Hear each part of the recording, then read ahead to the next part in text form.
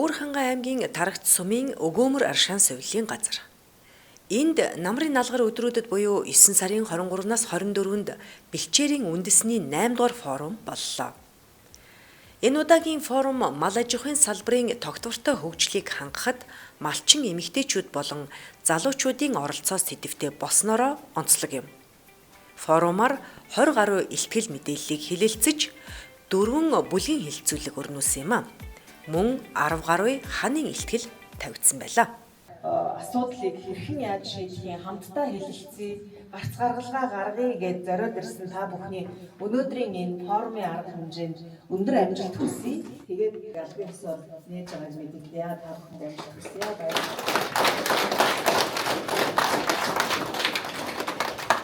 Ер нь бол мал аж ахуйн салбарт хамгийн гол асуудал бол бэлчээрийн асуудал. Малчин бэлчээр гэдэг гурван асуудлыг одоо салгаж ойлгох ямар ч боломжгүй юм аа. Аль нэг салбарыг бол дотоодын нийт бүтээгдэхүүн дотроо 80 буюу түүнээс дээш хувийг бол эзэлдэг. Сүүлийн жилүүдэд бол нэлээд өсөлттэй байгаа. Мал аж ахуйн салбар. За тэгэхээр манай нүүдлийн мал аж ахуй бол дэлхийд ховхон мал аж ахуй. За бусад ихэнх орнууд бол эрчимсэн, хагас эрчимсэн мал аж ахуй эргээд эрчимсэн мал аж ахуйн маш их өртөг шингээж байгаа шүү дээ. Одоо маш их мөнгө зарж байгаа тэр аж ахуй бий болгож байгаа. Гэвч буцаад байгаль орчиндөө ээлгүй, хүндээ ээлгүй. За тэрнээс гарч байгаа мах суун одоо хүний биед тийм таатай биш зүйлөө бий болт юм л да. Тэгэхээр дэлхийд дээр ганцхан үлдсэн бэлчээрийн мал аж ахуй Монгол улсад маш их хэмжээгээр байна. Бусад орнууд бол маш жоохон хэмжээгээр үйл ажиллагаа явуулдаг.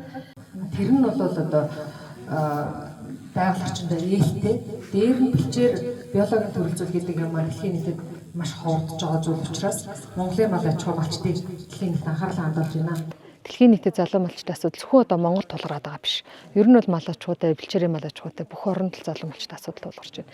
Тэгэхээр энэ залуу малчтайд одоо энэ шинэ технологид яаж сурах уу, энэ залуу малчтын нийгмийн асуудлыг яаж шийдэх үү гэдэг энэ чиглэл рүү бол одоо олон улс бол нэлээд анхаарал хандуулж байна. За манай байгууллага мөн энэ форумын нэг хэсэг нь бол залуу малчтай анхаарал хандуулад Монгол оронд залуу малчтай ямар асуудлууд байна, яаж шийдэх боломжтой байна.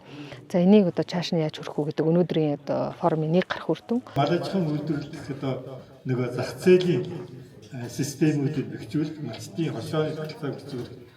Тэгээд уур амьсгал дасан зохицох салбарыг дээшлүүлэх гэсэн ийм тэргүүлэх чиглэлийг баримталж байна. Сүүлийн жилүүдэд энэ уур амьсгалын өөрчлөлттэй холбоотойгоор гаанзуудын давтамж бол ойртож байна. Эдгээр байдлууд нь бол мал сүргийн тооны өсөлттэй холбоотой энэ бэлчээрийн даац ачаалал нэмэгдэх, эргээд энэ нь бол малын ашиг шим буурах, цаашлаад бүтээгдэхүүний хэмжээ бол гарц багасах ийм нөлөөллүүд бий болж байгаамаа. Тэгээ өнгөрсөн 2004 оны 6 сарын 1-ээс хүчин төгөлдөр хэрэгжиж эхэлсэн малчны эрх зүйн байдлын тухай хууль бол хэрэгжиж эхэлсэн. Малчин эрхийн анхдагч холбооны эрх зүйн байдлын тухай хууль. За энэ хуулийн хүрээнд бол бэлчээрийг малчтад гэрээгээр ашиглуулах энэ асуудлыг зохицуулахаар орж ирсэн. За тэгээд манай яамнаас болон мэргэжлийн холбогдох байгууллагуудтай хамтран малчин өрхийн энэ бэлчээр ашиглалтыг ашиглалт хамгаалтын талаар авч хэрэгжүүлэх энэ гэрээний төсөл зааврыг бол боловсруулж байгаа. За удахгүй ер нь бол багтлагдахаар ийм байгаа. Энэ журам бол хүнс хөдөөж хөнгөн үйлдвэрийн асуудал хариуцсан засгийн газрын гишүүн болон газар зохион байгуулалт геодит зураг зүүн газрын даргын хамтарсан тушаалаар бол батлагдана. Монгол улс малчин өрхийн нэгдсэн холбооны эрх зүйн байдлын тухай хуультай болж 2024 оны 6 дугаар сарын 5-ны өдрөөс мөрдөж эхэлсэн. Энэ хууль нь малчин, мал, бэлчээрийн харилцан шүтэлцээнд тулгуурлан бэлчээрийн мал аж ахуйн уламжлалт соёлыг хадгалах, малчдын хамтын менежментийг төлөвшүүлж нийтлэг эрх ашигыг хамгаалах, байгалийн нөөц, бэлчээрийг даацт нь тохируулан зохистой ашиглах, хамгаалах, нөхөн сэргээх, малын чанар ашиг шимийг сайжруулах замаар малчдын амжиргааг дээшлүүлэхэд дэмжлэг үзүүлэх зорилготой юм. Энэ хуулийн дагуу Сум аймагт малчин өрхийн анхдагч холбоо үүсэж эхлээд байна. Анхны 11 холбоо Архангай аймгийн Чулууд, Хангай, Булган, Өөрхангай аймгийн Батүлзий, Уянга, Зүүн Баян улаан, Булган аймгийн Хутаг өндөр зэрэг 11 суманд байгуулагдаад байгаа юм. Эдгээр холбоог байгуулахад Монголын бэлчээр судлалын ногоон алт төв төрийн бас байгууллагаас дэмжин ажиллажээ. За хуулийн хүрээнд юу гэж заасан бэ гэвэл малчид бол сумын засаг даргатай газар ашиглалтын гэрээ байгуулснаар бол бэлчээрээ бол ашиглах боломжтой гэсэн одоо ийм зүйл заалт орж ирсэн нь бол үндсэндээ одоо энэ эрх зүйн зохицуулалтын хэм хэмжээг бол нэмжигсэн гэж ингэж үзэж байгаа. Хуучин бол газрын тухай хуулинд бол энэ тухай заалт байдаг байсан. Сайн дурын үндсэн дээр гэрээ байгуулад одоо түүнийхээ дагуу газраа ашигладаг. Гэхдээ хамгийн гол нь бэлчээрийн газрыг бол бүлгээрээ хамтын зохион байгуулалтанд орсон одоо бүлэг нөхөрлөл хэсгээрээ бол ашигладаг. Ийм бол онцлогтой байсан. Зөвхөн одоо энэ бэлчээрийн газрын ашиглалт, хил заагийг баримтах, бие биенээ хүндлэх гэдэг энэ асуудлыг бол эрх зүйн зохицуулалтаар бол бас ганцаархан зохицуулах боломжгүй гэдгийг бол амьдрал биднэрт харуулсан. Тийм учраас энэ дээрээс нь нэмээд эрх зүйн зохицуулалтаас гадна санхүүгийн ямар зохицуулалт байх вэ гэдэг тал дээр бид нэр ажиллаж байна. Тухайлх юм бол одоо хөнгөлөлтөө зээл олох асуудал тийм ээ. Гэх мэтчлэн ийм олон ажлуудын одоо суурин тавигдсан ийм асуудлыг бол хилцэж байна. Форумд малчин өрхийн анхдагч холбоо, малчтын хэсэг бүлгийн төлөөлөл болон төр засгийн байгууллага, олон улсын төсөл хөтөлбөр, орон нутгийн захиргаа, дотоод гадаадын төрийн бус байгууллагын төлөөлөлгээд 140 гаруй оролцогч хүрэлцэн иржээ. Тэд бэлчээрийн дац хэтэрсэн нөхцөлд малын тоо толгойг бууруулах талаар шийдэл гарцыг эргэлхийлж байгаа буюу стандарттай, хариуцлагатай малчин гэдэг алхам руу шилжих талаар хэлэлцсэн нь форумын гол агуулга байлаа. Хариуцлагатай нүүдэлчин зохистой дадал стандартыг нэвтрүүлэхэд малчин эмэгтэйчүүдийн үүрэг оролцоо маш их байгаа гэж харж байгаа. Ялангуяа одоо дэлхийд даяараа хус үйлдвэрлэлийн салбар дээр мал аж ахуйн гаралтай бүтээгдэхүүн өөрөө мөшөгтгөөц байх ёстой гэж үзэж байгаа.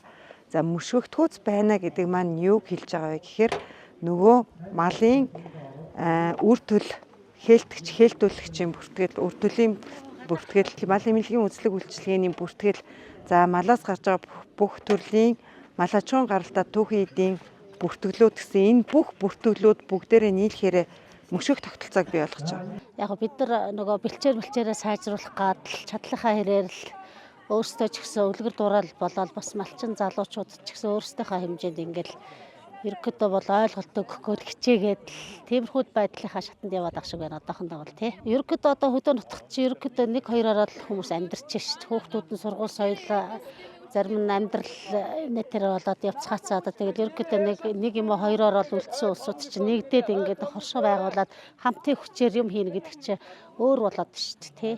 Тэр бол маш чухал. Би бол тэрийг сайшааж байгаа сайн л гэж бодож байгаа. Залуу малчтууд бол ер нь нэг санхүүгийн жоох нэг асуудал байгаа. Тий. Тэгэл хэрийг өөрсдөө тэгэл болохгүй талаас нь тэгэл үзэж байгаа. Тэгээ одоо төр тусгаас жоохон залуу малчтай жоохон дэмжээд өгвөл бас зүгээр байна тий. Одоо энэ залуу малчид ер нь одоо тэгээд ер нь мал дээр гарах ер нь дургу болцсон байна. Тий. Тэгээд одоо би бол одоо их нэртэйгээ одоо би 21 онд айлгэр болоод одоо 2 хүүхэдтэй хамт амьдарч байгаа. Одоо тэгээд 4-5 жил одоо хоёулаа маллаад тэгээд одоо ээж манайхаа айл байгаа. Тэгээд ээж аваасаа суралцах их байна. Тий. Боломж л байгаа. Бид нар хөдөлмөрч чадах юм бол зөндөө боломж байна. Би бол малчтыг, залуу малчтыг бол тэгж л харж байна. Ерөөсөө шантраад байна. Яаж хийж байгаа биеийн дайчилж чадах юм бол бүх юм ил тод байна. Одоо юу хөгжиж байна? Улс сайхан хөгжиж байна. Интернет байна. Тэд нарыг сайхан ашиглаад тэр сайхан залуу малчтай сайхан дэмжиж явчих واخ. Тэд нарыг сайхан ашиглаад тэгээд амьдрал боломж байна. Боломж л малчид төлөө боломж л байгаа. За ашиг тусна одоо ингээм хамтаараа нийлээд ингээд нэгдээд хадлан тэжээлийн талбай гаших ч юм уу. Ногоон тэжээл тарих, малынхаа бэлчээрийг хувиралт зохицуулалт хийх, үржээ аваржаа намаржаа хаана буух уу ингэж нийлж хамтарч нэгдэж нэг бүлэг болж ингэж ажиллаж байгаа нь их тааламжтай айтайхан байна. Олон малаас их ашиг олох гэж ингэж явж байгаад бэлчээрийн даац хэтэрж байгаа нь энэтэй холбоотой юм болов уу гэж бодоод байна.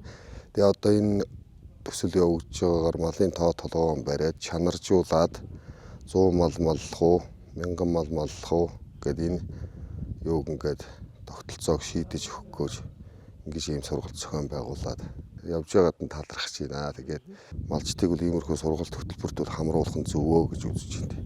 Тодорхой хэмжээний одоо стандарт хангасан одоо малынхаа бүтээгдэхүүн ноос ноолуураас ахуулаад мах Энэ бүгдийг одоо өнөөдөр зах зээлд гаргахын тулд бид чанартай одоо малын эрүүл бичээртэй байж эрүүл малтай байх хэрэгтэй. Бичээрээ одоо сайжруулыг бол малаа багасгахыг бол одоо сайжруулсан тодорхой хэмжээний одоо эрчимсэн те өндөр үр шимтэй тодорхой хэмжээгээр одоо тэр одоо арьс шир бүтээгдэхүүнээ бас одоо тодорхой хэмжээгээр өртөг өндөртөө өгөх хэрэгтэй юм байна. Анхдаж энэ холбоо гэж ярьж байгаа юм байна. Цаашдаа бас үр дүнтэй ажиллаж цаашлаад одоо хошооны хэмжээний юм ажлуудыг хийх байхаа гэж бодож байна. Форумын үеэр хилцүүлгүүд өрнөсөн юм. Тухайлбал малчин эмэгтэйчүүд, залуу малчид тулгамдсан асуудлаараа мэдээлэл солилцож санал бодлоо илэрхийлсэн юм а. Малчтын хүүхдүүдийн сурах нөхцөл бололцоо бодит байдал дээр ямар байдаг тухай, малын гаралтай бүтээгдэхүүн үнд хүрэхгүй байгаа талаар, малчид сайлчдын хөдөлмөр хөнгөвчлөх технологийн шийдлүүдийг нэвтрүүлэх, хуунцар сав суулганы хэрэглээг зогсоох, малчдыг мэдлэгжүүлэх шаардлагатай байгаа талаар, мөн малчид залгамж халаагүй болж байгааг бодлогоор анхаарах хэрэгтэй байна зэрэг асуудлыг тэд хөндөж байна. Малчид одоо бүлэг зохион байгуулалтанд орж ил асуудлаа шийдэх нэг чухал юм байна л гэж ойлгож байна да. Эмэгтэйчүүд маань өөрөө өөрсдөө нээж, өөрөө өөрсдийнхөө оролцоог аливаад тийм ээ бий болгож, дуу хоолойгоо хүргэж, им нээлттэй мөн бас нөгөө аливаа юмыг ирж хайж мэдхийн төлөө явдаг тийм ирмэлцэлтэй. Цаг үедээ бас дасаж зогсож амьдрч чадах тий. Одоо ухтаж мэдэж, тосож бэлдэж, дэсэж магад гарах ийм л зүйлийг бас их суралцах. Өөртөөсөө бас болон бусдыгаа бас манлайлж явах гэдгийг л одоо маш их суралцах нь зөвтэй байна л гэж бодож байна. Энэ форумд оролцож ирж сууснаар одоо яг нөхнүүд нэглээ. Зөндөө их хүмүүс аюулгүй юутэй бидэвхтэй байдг юм байна. Тэгээд одоо энэ дагуу одоо нэг нутгийнхандаа очиж сайхан одоо тэгээд бид нар нөхөрлөл дөнгөж байгуулад байгаа л да нэг гишүүн байгаа. Тэгээд хүмүүс нөхөрлөх нөгөө ирээд одоо тэгээд сайхан жоохон ажлын бүтээн юм ер нь хийл гэж бодож байна. Алслагдсан малчдын эрүүл мэнд их хоцрогнол байд юм аа. Аралсагдсан тэр сумор нутгийн малчдыг байнгын эрүүл мэндийн нөгөө эртэлрүүлэгт хамруулж ямар байна. Төрөөс өсөх юм тэр байна. Дээр нь малчдын хүүхдийг 6 настаад нь 7 настаад нь бүр 8 настаад нь яагаад хичээлд оруулж болдгоо юм бэ? 6 настай хүүхдээ ичээ аваасаа хол байгаад гэрээ санаад хичээл сурах уу? Одоо хүчээр сургаж байгаа шүү дээ. Үнэндээ бол тэр 6 настай хүүхдийн төлөө эхнэр нөхөр хоёр заавал тусдаа байх шаардлагатай байна. Энэ гендерийн асуудал маш их хөндөгдөж байна. За хорших хэрэгтэй юм байна. Малчид бэлчээртэй маш их анхаарах хэрэгтэй юм байна. Бэлчээр дээр л анхаарахгүй бол бэлчээрчгүй малчгүй болох үедээ энэ бол үнэндээ сэтгэл түгшээс асуудал. Би энэ форумд оролцсон шалтгаан бэлчээрийн даас гэтэрсэн энэ үед бэлчээр тэжээл сайжруулж тэр хийсэн тэжээлээр малаа нэмэлт тэжээл болгож мадан тэжээх дуршлагыг хийсэн. Тэрийг танилцуулах гэж ирсэн. Таваарлыг чанарлыг мал зөв хэмжээний малтай болж иж бэлчээрийн даац болон ургах урамгалынхын чанар бас олон төрөл болж иж малын чанар нэмэгдэх юм байна гэдгийг ойлгож авсан. Би болохоор одоо эмэгтэйчүүдийн оролцоо одоо шийдвэрлэх төвшөнд байгаасаа одоо ямар ч байсан олондоо дуу хоолойгоо хүргэждэг байгаасаа гитний малчин бид ингээд нэг жалгад ингээд малаа зөвхөн малынхаа араас яваад байх биш. Бас малчин эмэгтэйчүүдэд төлөөлөө дуу хоолойнд болчихдаг бас шийдвэрлэх төвшөнд очиждаг юм байгаасаа л гэж боддог. Үнэхээр хөдөөний малчид маань үнэхээр бас цөөрж байгаа. Залгамж халаа залуу үе. Тэр л одоо асуудал болж байгаа. Энийг л бүр улс аймаг бүр дээд шатны төвшөнд л хүргэх юмсан гэж боддог. Мөн уламжлалт ах уу. Нөгөө өв соёл мартаж болохгүй тэр өв соёлыг гээд тээж яваа тэрнийг бас хойш үедээ өвлөдөн дамжуулахыг бас бодож хичээж явдаг. Бас заа сургаж явдаг. Би тэмээч. Би одоо 30 жил малмалж байна. Малчтад тулгамдж байгаа асуудлыг шийдэхэд зөвхөн төр засаг гэлтгүй шат шатны засаг захиргаа, иргэдийн хурал, малчтын холбоо хамтран ажиллах нь чухлаа гэдэгтээ малчид санал нэгдэж байсан юм а. Малчин эмэгтэйчүүдийн хилцүүлгийн төгсгөлд Аз ТV-ийн эмэгтэй малчтын бүсийн хуралд оролцох 2 эмэгтэйг нээлттэй нэр дэвшүүлэлт асуулт хариултын үр дүнд сонголоо. Тэгэл нүүдэлч соёл ахуй тэгэл малчдын одоо жинхэнэ өөрийнхөө малчныхаа амьдралыг түүхийг одоо тэгэл өөрийнхөө хийдэг ажлыг л одоо сурчлаа шүү дээ. Тийм ээ Монгол орноо төлөөлөө явж байгаа би чи. Малчин хүн ямар байдгүй, ямар өв соёл тээдгүй, нүүдэлчин монголчууд гэж ямар өв гэдгийг л одоо харуулж харуулахыг л зоринд байна. Энэ удаагийн форум нь малчин эмэгтэйчүүд залуу малчтын тулгамдсан асуудлыг хэлэлцснээс гадна 2026 онд болох бэлчээр ба нүүдлийн мал аж ахуйн эрхлэгчдийн жилийг угтан зохион байгуулагдсанаараа онцлог юм. Форумоос 22 заалттай зөвлөмж гарсан. Зөвлөмжийг засгийн газар, хөдөө аж ахуй болон нийгмийн хамгааллын асуудал хариуцсан төрийн захиргааны төв байгууллага, орон нутгийн өөрөө удирдах байгууллага, бүх шатны засаг дарга, малчин өрхийн анхдагч холбоод болон малчны өөрөө удирдах байгууллагын оролцогч талуудад өргүүлэх юм. Энэ зөвлөмжийн агуулга нь малчтын бэлчээр нутгаа ашиглах, сэргээн сайжруулах, хамгаалахын тулд малчин өрхийн анхдагч холбоотой гэрээлэн ашиглуулах хууль батлагдсны дагуу хууль дагалдах журам болон бусад эрх зүйн зохицуултыг яаралтай сайжруулах, малын үржүүлэг технологийн нэгжид төрөөс санхүүгийн дэмжлэг үзүүлэх, малын гаралтай бүтээгдэхүүний мөшгөх тогтолцоог бүрдүүлэн хүнсний эрүүл аюулгүй байдлыг баталгаажуулах бодлого гарган хэрэгжүүлэх, малын тэжээлийн нөөцийг сайжруулах, малын үйлдвэр ухсааг сайжруулахад чиглэсэн шинэлэг арга технологиг дэлгэрүүлэхийг дэмжих, хариуцлагатай нүүдэлчин бэлчээрийн мал аж ахуйн зохистой дадлын стандартыг нэвтрүүлэхэд орон нутгийн засаг захиргааны байгууллагаас хяналт болон туслалцаа үзүүлдэг байх, залуу эмэгтэй малчтын бизнесийг хөгжүүлэх, гишүүдийнхээ малын гаралтай бүтээгдэхүүнийг зах зээлд зуучлан борлуулах, хөв цөөрөн байгуулах, хадлан тэжээл бэлтгэх зэрэг уурамсгалын өөрчлөлтөд дасан зохицох, сааруулах санаачлагыг орон нутгийн төрийн ба төрийн бус байгууллагуудтай хамтран зохион байгуулах зэрэг шийдлийг тусгалаа.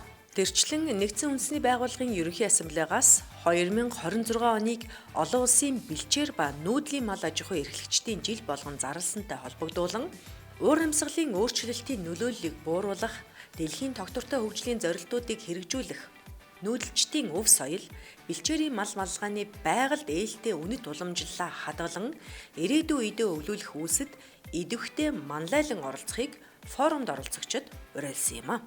За ингээ баярлалаа. Амжилт хүсье.